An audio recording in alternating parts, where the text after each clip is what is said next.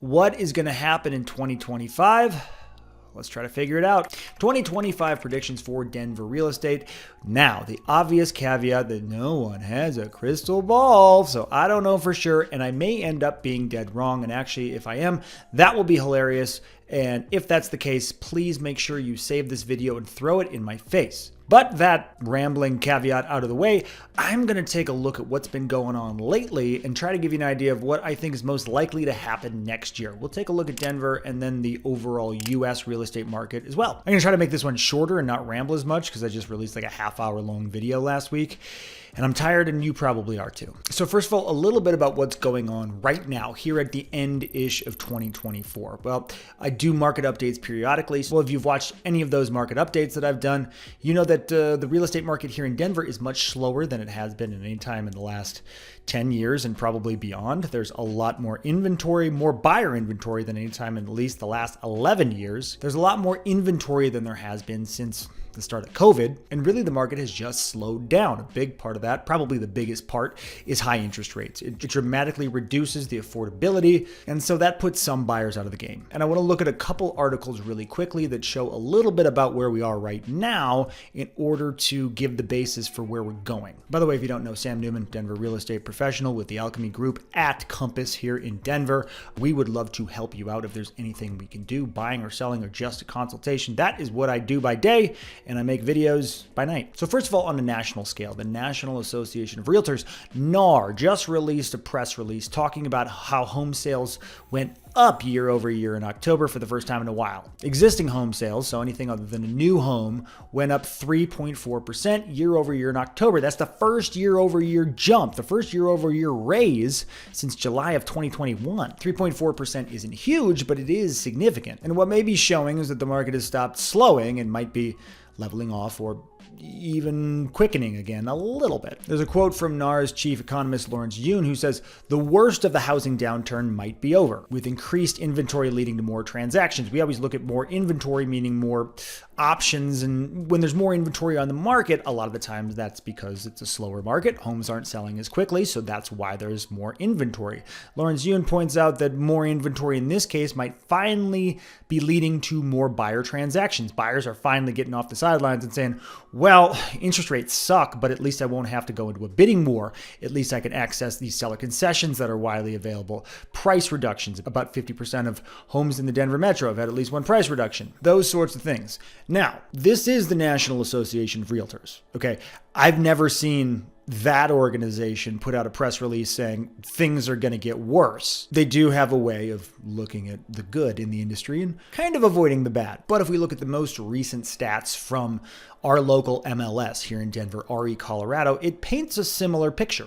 Closings locally in October, per this RE Colorado report, are up 13% year over year, which is significant. And they're up 6% month over month. And the reason I look at month over month here is because really after the 4th of July through the end of the year, typically we're not going to see a jump in closed sales from month to month. They usually go down a little bit through the new year, especially in a year like this where October was pre-election, right? We had this big presidential election November 4th, and a lot of folks were sort of just waiting, especially those last 2-3 weeks before the election, not doing anything. You typically see the housing market and other markets slow down in that time. That was October, so it is significant that October saw more closed homes than September. Prices are also up. It's lower, but the median home price in this data set is up 3% year over year locally as well. All this to show that the market's moving again, despite the fact that interest rates are still hovering around 7% and inventory keeps going up. Now, on to predictions. Before I get into my predictions for Denver,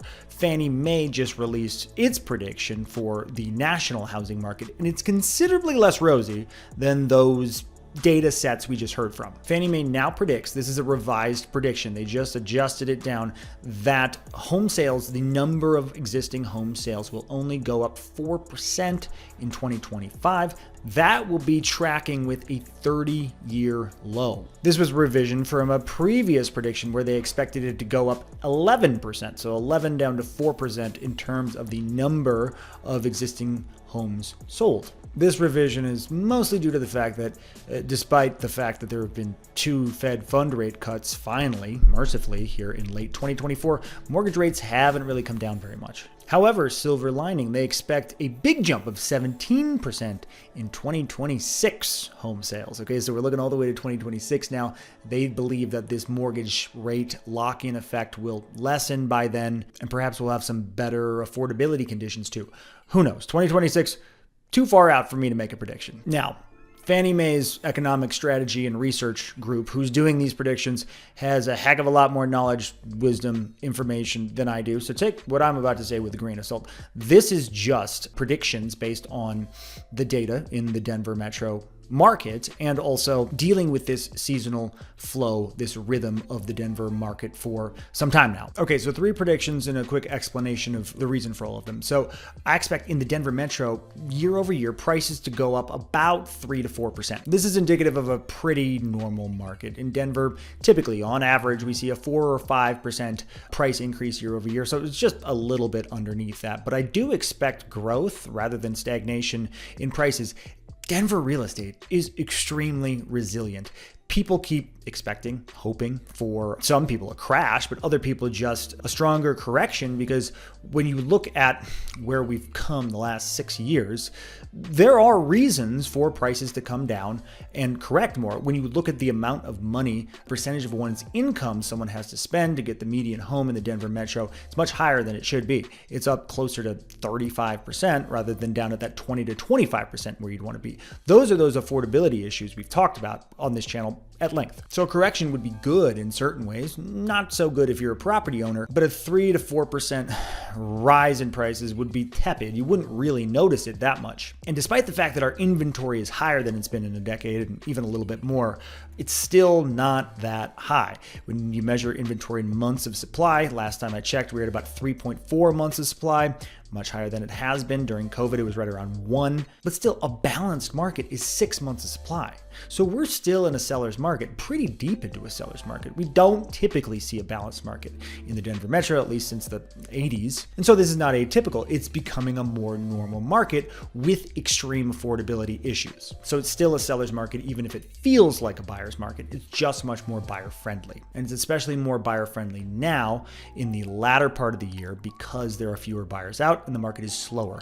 That will change in the spring. So that leads into prediction number 2.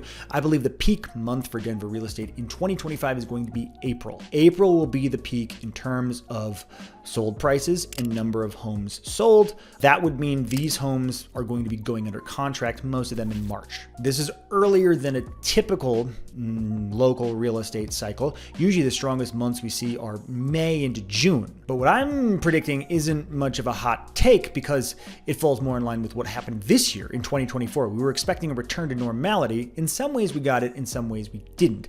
And one of the ways we didn't is that the peak of the market happened earlier, kind of March-ish this year. So a lot of these homes were going under contract in February, much earlier. I don't know that it's going to be that early again, but Denver real estate, the spring market seems to happen earlier and earlier. Really after the New Year's when buyers start going out. So if you're a buyer thinking of buying now, I want you to at least make sure you're getting out there right after the first of the year. If you can go now, even better, because there's a lot of inventory, there's a lot to choose from, and you have more negotiating power. But if you're going to go out after the new year, I want you to get out early in that wave. So potentially hit the beginning of the peak of the market, so you're not competing with as many buyers, but you're seeing all these new listings, because that's what the peak is. It's the most new listings and the most buyers out buying those listings. There also is typically a little sweet spot after the peak where new homes are still coming on the market, but a lot of the buyer demand has been satisfied. Basically, these buyers have already bought their homes for the year. So usually that can happen in kind of late June. This, if it happens the way I'm expecting, it might be mid-May to mid-June. So that could be a good